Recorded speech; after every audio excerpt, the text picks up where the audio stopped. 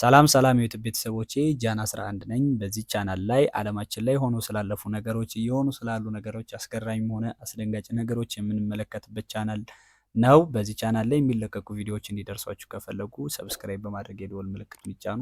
ሌትስ ጎ ወደ ቪዲዮ። ጃን 11 ነኝ።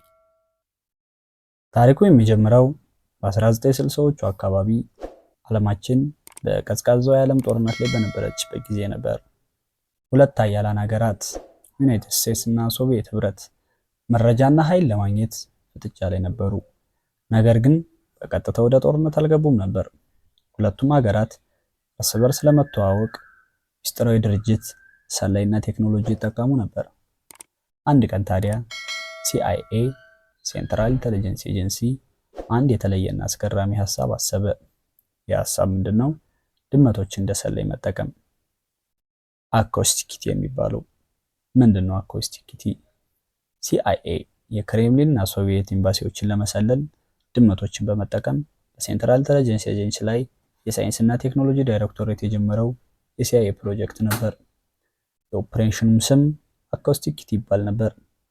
በአንድ ሰዓት የፈጀ ሂደት ውስጥ በአንድ የእንስሳት ሕክምና ባለሙያ ማይክሮፎን በድመቷ ጆሮ ስር ውስጥ፣ በራስ ቅሏ ስር ደግሞ ትንሽዬ የሬዲዮ ማሰራጫ እንዲሁም ቀጭን ሽቦ በፀጉሯ ላይ ተከሉ።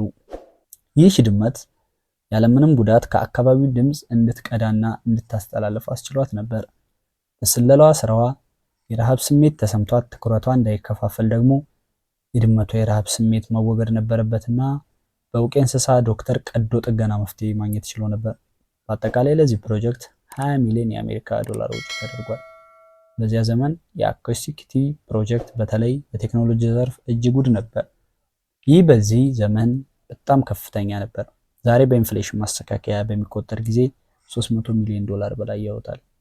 የመጀመሪያ የስለላ ስራዋ ተልእኮዋ ከሶቪየት ኤምባሲ ግቢው ወጣ ብሎ በሚገኘው በዊስኮንሲን ጎዳና ላይ ዋሽንግተን ዲሲ በሚገኝ መናፈሻ ውስጥ ነበር። ሁለት ሰዎች የሚያወሩትን ለማዳመጥ ድመቷ በአቅራቢያዋ ተለቀቀች። ነገር ግን በአሳዛኝ ሁኔታ ወዲያው ነበር በታክሲ ተመታ የሞተችው።